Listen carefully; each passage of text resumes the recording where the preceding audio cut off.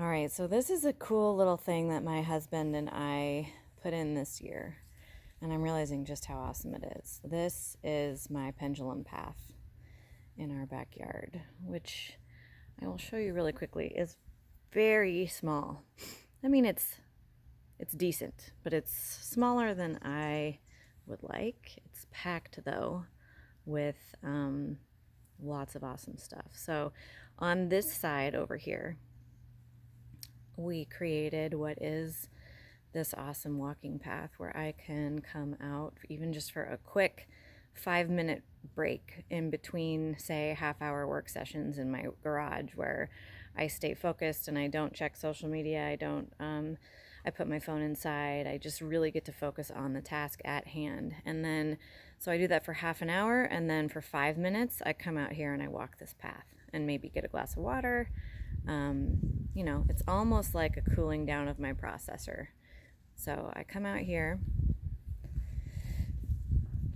and if I go this way, this little path, which sometimes has dog poop on it, sometimes has things that need swept off, which is all part of my process. I come down here to this end, and then I turn around, and now I walk this direction. Sometimes I count my steps. Sometimes I'm barefoot. Sometimes I pause on each step and practice some sort of breathing technique. Often when I get to the end, I find myself when I turn around that I maybe do some kind of yoga-ish type poses where I'm focusing on twisting my spine, which then opens up my lungs. I can take some really deep cleansing breaths, and then I walk my way back in this direction. And it's really pretty short. I mean, so you really do kind of have this sense of a swinging pendulum. And as I go to each end, I just intuitively do what my body wants to do as I turn around. Sometimes I pause and just look at it.